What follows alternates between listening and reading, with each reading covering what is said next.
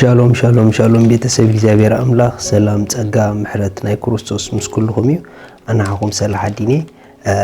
ካብ ንክርስቶስ ዝገልጽ ትውልዲ ዓለም ለኸ ቤተ ክርስቲያን ሎም ድማ ነዚ መዓልቲ ዝኸውን ናይ ህይወት ቃል ሓቢርና ክንካፈሊና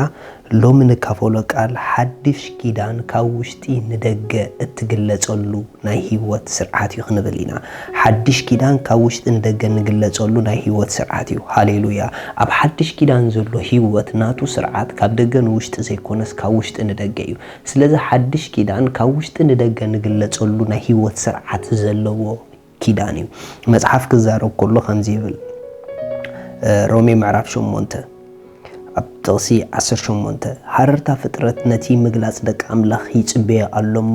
ከምኡ ኸዓ ኣነ ንስቃይ እዚ ዘመን እዚ ነቲ ኣባይ ዝግለጽ ዝመጽእ ዘሎ ክብሪ ከም ዘይማዓራረዮ ኣኣምን ኣለኹ እቲ ፍጥረት ንኾንቱ ተገዚኡ ኣሎ ስለ ተስፋ ዘግዝኦ እዩ እምበር ብፈቓዱስ ኣይኮነን እቲ ፍጥረት ንርእሱ ድማ ካብ ባርነት ጥፍኣት ናብ ሓርነት ክብሪ ደቂ ኣምላኽ ሓራ ክወፅእ እዩ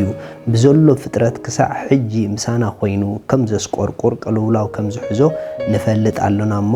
ንሱ ጥራይ ከዓ ዘይኮነ ንሕና ብኹርነት መንፈስ ዘለናውን መሰል ውልድነትና ማለት ምድሓን ስጋና እናተጸበና ብውሽጥና ነስቆርቁር ኣሎና እንዳበለ ይዛረብ ኢየሱስ ክርስቶስ ንዘለዓለም ጎይታ እዩ እዚ ጽሑፍ እዚ እንተዳሪናዮ ስለቲ ናይ ብኹርና ህይወት ኣብ ውሽጥና ዘሎ ስለቲ ብክርስቶስ ዝረኸብናዮ ህይወት ስልኢ ይዛረብ ዘሎ እዚ ህይወት እዚ ድማ ኣብ ደገ ይኮነን ዘሎ ኢልዎ ናይ መንፈስ ህይወት እዩ ናይ ውሽጢ ህይወት እዩ ገላትያ ክዛረብ ከሎ ህይወት ብመንፈስ እንተዳ ኣልያትኩም በመንፈስ ከዓ ተማላለሱ ይብል መንፈስ ኣብ ደገ ይኮነን ዘሎ መንፈስ ኣብ ውሽጢ እዩ ዘሎ እዚ ማለት ናይ ሓድሽ ኪዳን ህይወት ካብ ውሽጢ ንደገ ንግለጸሉ ህይወት እዩ ካብቲ ብሉይ ኪዳን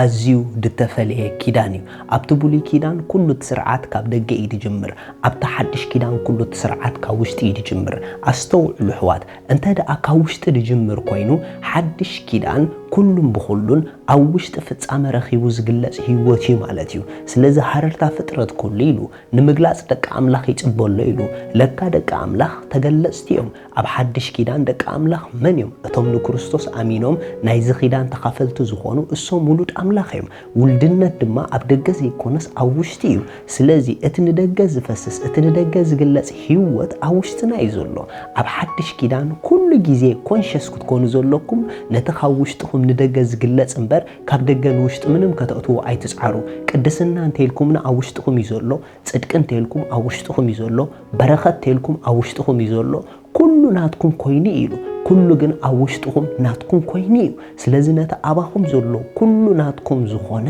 ንዕኡ ብእምነት ንደገ ትገልጽሉ ኪዳን እዩ እንተ ደኣ ካብ ውሽጢ ንደገ ዝግለጽ ኮይኑ ናይ እምነት ኪዳን እዩ ማለት እዩ ናይ ግብሪ ኪዳን ኣይኮነን ካብ ደገ ንውሽጢ እንተ ኮይኑ ናይ ግብሪ ካብ ደገ ንውሽጢ እንተ ኮይኑ ናይ ጻዕሪ ካብ ውሽጢ ንደገ እንተ ኮይኑ ግን ዝተወደአን ዝተፈጸመን ጉዳይ ስለ ዝኾነ ናይ እምነት ስርዓት ተኸቲሉ ዝግለጽ ህይወት ማለት እዩ ስለዚ ኣብቲ ብሉይ ካብ ደገ ንውሽጢ ብጻዕርን ብግብርን ኮይኑ ነይሩ እዩ ኣብዚ ሓድሽ ግን ካብ ውሽጢ ንደገ ብእምነት ጥራሕ ኮይኑ ሓድሽ ኪዳን ብናይ እምነት ስርዓት ካብ ውሽጢ ንደገ ትግለጸሉ ኪዳን እዩ ስለዚ ኣብዚ ኪዳን ክትመላለሱ ከለኹም ምንም ነገር ካብ ደገ ከተእትዎ ከይትፍትኑ ኩሉ ነገር ካብ ውሽጢ ክትገልጹ ግን እመኑ ዘድልየኩም ኩሉ ኣብ ውሽጥኩም ኮይንኩም ጀሚርኩም ሞይኹም ሓድሽ ኪዳን ካብ ውሽጢ ንደገ ዝግለጽ ናይ ህይወት ስርዓት ዝሓዘ ኪዳን እዩ ሻሎም ስለዚ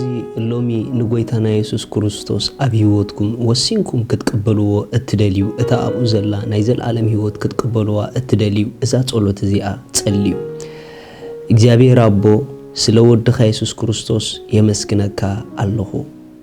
يأمن الله ኢየሱስ ክርስቶስ ስለ ኃጢአተይ ከም ድተሰቕለ እዳ ኃጢአተይ ከፊሉ ከም ዝፈጸሞ ስለይ ከም ዝሞተ ብሳልሰይቲ መዓልቲ ኣምላኽ ካብ ሞታት ከም ዘተንስኦ ኣብ የማን ኣምላኽ ከም ዝተቐመጠ ይኣምን ኣለኹ ኢየሱስ ክርስቶስ ናይ ህይወተይ ጎይታ እዩ ኢየሱስ ክርስቶስ ኣምላኸይ መድሓኒይ እዩ ካብዛ ሰዓት ንክርስቶስ ብምቕባለይ ሓድሽ ፍጥረት ውሉድ ኣምላኽ ኮይነለኹ መንፈስ ቅዱስ ብሽም ኢየሱስ በእምነት ናብ ውሽጠይ يقبلك الله آمين إذا أتصلوا لتصلهم بتعمل كحجوسكم بزب تحت زلوا أدراشنا كونتاكت جورنا يهم سدلكم حجز كن لأخلكم هنا شالوم